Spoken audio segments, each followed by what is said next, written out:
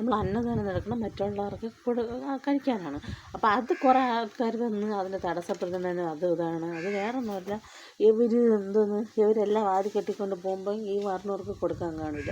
അപ്പം അതൊരു ഇതല്ല. അത് അവർ ചിലവരാണെങ്കിൽ അങ്ങ് ഇതൊന്നും എരിഞ്ഞുകൊണ്ടായിരിക്കും പോണത്. അപ്പം അങ്ങനെ ആകുമ്പോൾ അതൊരു ഈ കൊടുക്കുന്ന ആൾക്കാർക്ക് പുണ്യം കിട്ടുമോ? അപ്പം അതുകൊണ്ട് നിങ്ങൾ ഒരു കാര്യം ചെയ്യണം.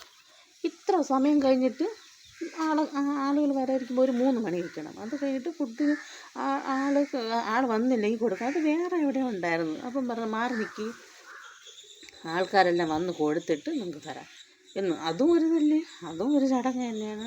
അപ്പം അതുകൊണ്ട് ഇനിയെങ്കിലും ഇത് എവിടെ ആയിരുന്നാലും ഈ വർണ്ണവർക്ക് കൊടുത്തിട്ട് ബാക്കി ഉണ്ടെങ്കിൽ അവരെന്തോ കൊണ്ടുപോയിട്ട് അങ്ങനെ ചെയ്യണം. അല്ലാതെ ഇത് കൊടുക്കുന്നവർക്ക് ഈ നടത്തുന്നവർക്ക് ഒരു പുണ്യം കിട്ടാൻ പോകില്ല. അല്ലെങ്കിൽ അതുപോലെ ഫുഡിൻ്റെ അവിടെ നിൽക്കണം ഇത് വിളമ്പാൻ വേണ്ടി.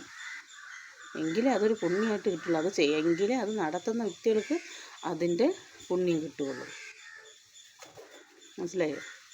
അല്ലാതെ ഇത് കുറേ ആൾക്കാർ ഇതിങ്ങനെ എല്ലാം വാരിക്കെട്ടിക്കൊണ്ട് പോയിട്ട് മറ്റുള്ളവർക്ക് പോലും നോക്കാം വാരിക്കൊണ്ട് പോയിട്ട് ചില ആൾക്കാർ വന്ന് വയറ് എരിഞ്ഞാണ് പോണത്. അപ്പം നിങ്ങൾ അത് നല്ലപോലെ ചിന്തിച്ച് നോക്ക്. അപ്പം അതിലെവിടെയാണ് പുണ്യം കിട്ടാൻ പോണത്? അതുകൊണ്ട് സത്യം പറഞ്ഞാൽ നമ്മൾ അന്ന് ദാരിദ്ര്യമായിട്ട് കിടന്നപ്പോഴേ നമുക്ക് ദൈവം അങ്ങനെ ഒരു തന്നിട്ടുണ്ട്.